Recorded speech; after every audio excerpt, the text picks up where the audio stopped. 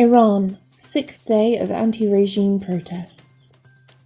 Demonstrations, protests and the nationwide uprising continues across Iran, entering its sixth consecutive day on Wednesday. Tehran and many other cities are witnessing continued unrest as protesters in 140 cities across the country, with at least 200 killed and over 3,000 people injured by the regime's oppressive security forces. Protesters are specifically stating political demands by targeting senior regime officials and the entire mullahs apparatus.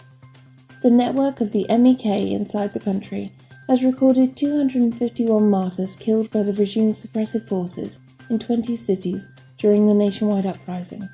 The number of wounded protesters during the uprising has reached 3,700.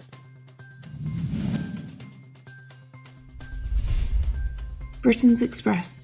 Demand of Iran protests overthrow of the regime.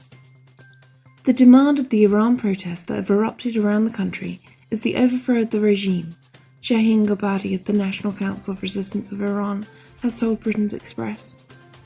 Ghabari told Express.co.uk, "Today's claim by the mullahs regime to allocate the income from the increase in the price of petrol to the people is a desperate and deceptive move to confront the growing protests across the country."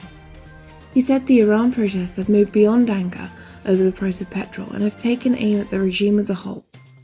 Ghabari said the regime's new plot will fail because the demand of the Iranian people, as reflected in the current uprising, is the overthrow of the entire regime.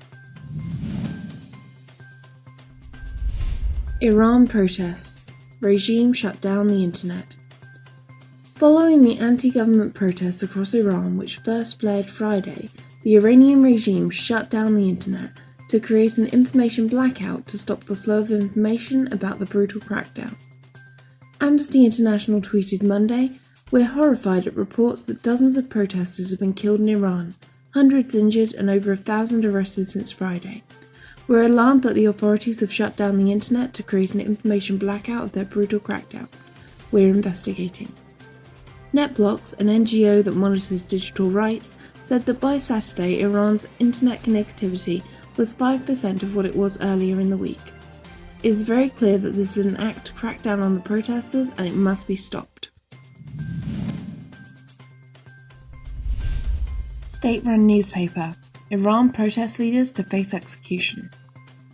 On Tuesday, 5 days after the start of the mass protests against the mullahs regime across Iran and the violent crackdown on protesters, the state-run Kayhan Daily, known as the mouthpiece of the regime's supreme leader Ali Khamenei, wrote that those who led the protests will be executed by hanging. On Monday, the Revolutionary Guard in a statement threatened anti-government demonstrators with decisive action. The National Council of Resistance of Iran in a statement said Monday that over 200 people have been killed in the protests and thousands wounded.